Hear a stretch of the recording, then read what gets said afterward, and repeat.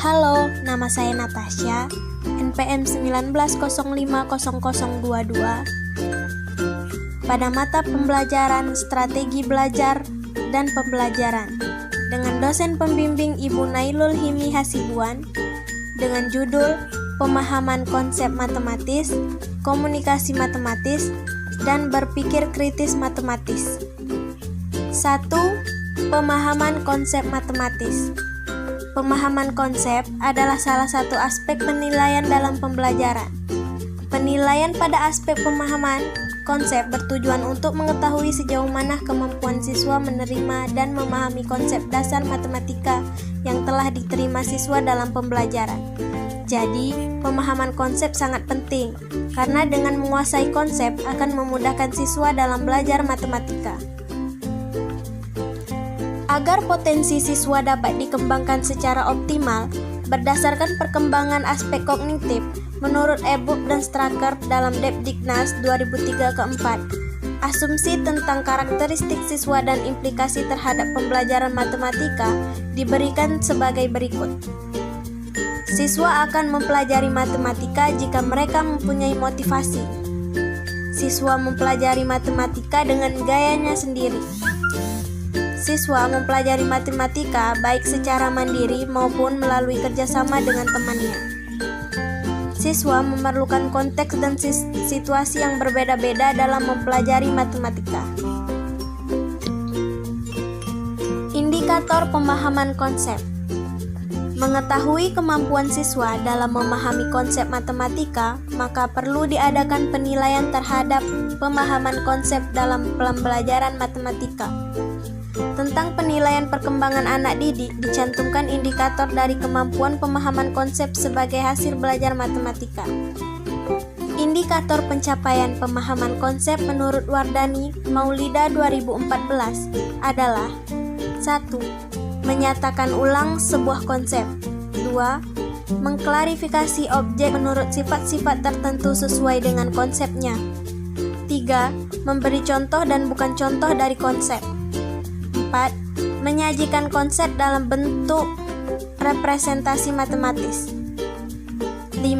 Mengembangkan syarat perlu atau syarat cukup dari suatu konsep. 6. Menggunakan, memanfaatkan, dan memilih prosedur atau operasi tertentu. Ketujuh, mengaplikasikan konsep atau algoritma ke pemecahan masalah.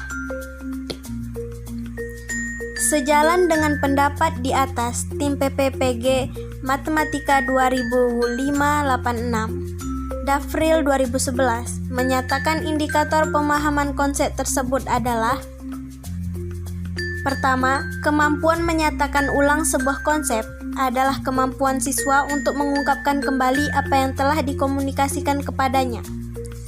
Kedua, kemampuan mengklarifikasi menurut sifat-sifat tertentu sesuai dengan konsep adalah kemampuan siswa mengelompokkan suatu objek menurut jenisnya berdasarkan sifat-sifat yang terdapat dalam materi. Ketiga, kemampuan memberi contoh dan bukan contoh adalah kemampuan siswa untuk dapat membedakan contoh dan bukan contoh dari suatu materi. Keempat, kemampuan menyajikan konsep dalam bentuk berbagai bentuk representasi matematika adalah kemampuan siswa memaparkan konsep secara berurutan yang bersifat sistematis. Kelima, kemampuan mengembangkan syarat perlu atau syarat cukup dari suatu konsep adalah kemampuan siswa mengkaji mana syarat perlu dan mana syarat cukup yang terkait dalam suatu konsep materi. Keenam, kemampuan menggunakan, memanfaatkan, dan memilih prosedur tertentu adalah kemampuan siswa menyelesaikan soal dengan tepat sesuai dengan prosedur. Ketujuh, kemampuan mengklarifikasikan konsep atau algoritma ke pemecahan masalah adalah kemampuan siswa menggunakan konsep serta prosedur dan dalam menyelesaikan soal yang berkaitan dengan kehidupan sehari-hari. 2. Komunikasi matematis. Dalam matematika, penalaran merupakan suatu aktivitas berpikir untuk menarik kesimpulan baru yang berdasarkan pada beberapa pernyataan yang diketahui benar atau yang dianggap benar. Sedangkan pemecahan masalah yaitu suatu proses diterimanya tantangan yang ada serta usaha untuk menemukan jawabannya.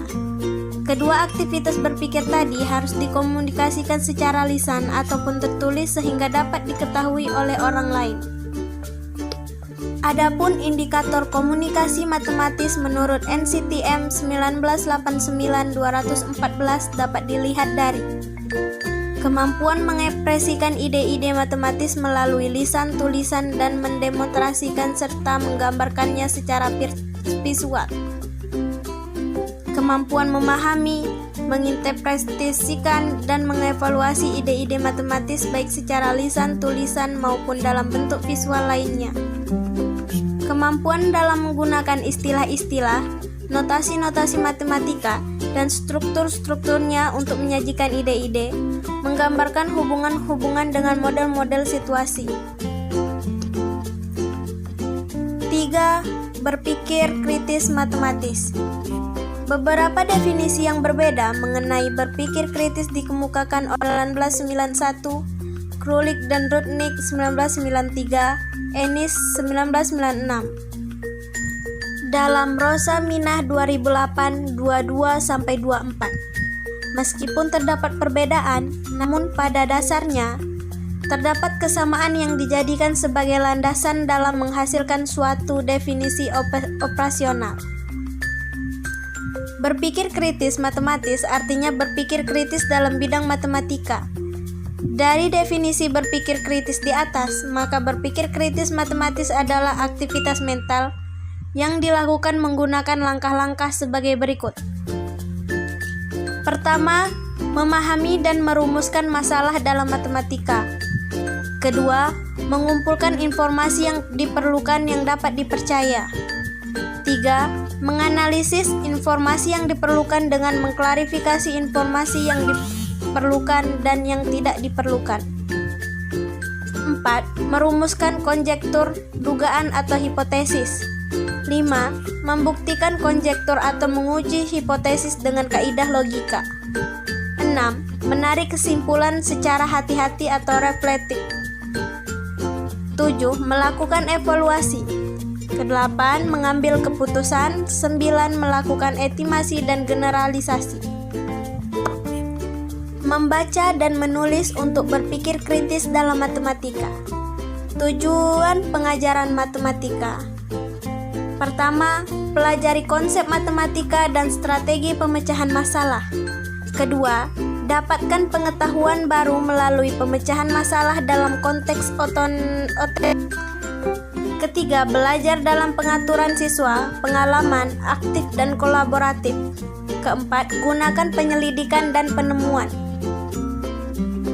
Bagaimana membaca dan menulis untuk berpikir kritis mencapai tujuan? Siswa mengkonstruksi makna mereka sendiri. Siswa bekerja dari beton, bahan manipulatif hingga representasi abstrak. Siswa memecahkan masalah dalam konteks alami menggunakan strategi mereka sendiri dengan bimbingan dari guru dalam bentuk pertanyaan. Guru mengajukan masalah dan mengajukan pertanyaan untuk membimbing pembelajaran siswa tanpa memberitahu atau menjelaskan. Sekian, terima kasih.